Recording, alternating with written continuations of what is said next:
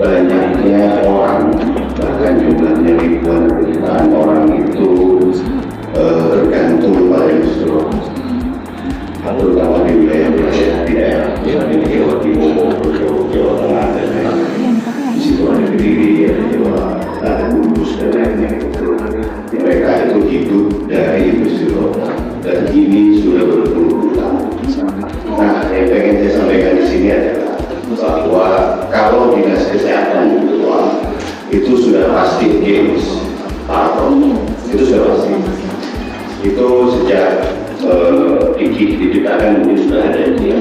Jadi menurut saya kita juga harus mempertimbangkan hal-hal termasuk pertama seperti yang dikatakan oleh Pak Rendo tadi bahwa pajak terhadap rokok di sana yang diterima oleh negara.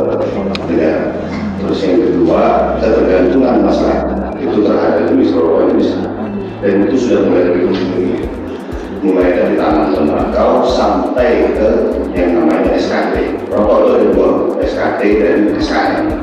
Hal-hal semacam ini kan kita harus memfokuskan bahwa kita harus betul-betul mengatur di mana tempat larangan merokok. Kita harus betul-betul menentukan di mana wilayahnya, misalnya di sekolah atau di mana. Itu perda itu berlaku di situ, di kawasan itu. Jadi menurut saya ini akan lebih fokus ya daripada kita ngomong soal membatasi antara rokok apa dan lain-lain. Karena rokok ini kan beda-beda produksinya. Kalau tadi Bang Ali bilang misalnya dibikin 100.000 nggak apa-apa, kita bikin itu kalau kita mau ratakan di tempat-tempat hiburan. Jadi kita juga mungkin harus benar-benar koordinasi.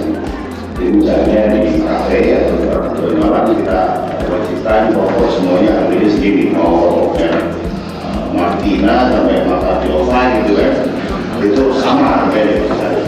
Jadi pemasukannya benar. Nah itu kan lebih bagus ya. Nah kalaupun nanti ada terjadi hal-hal yang di luar itu, lalu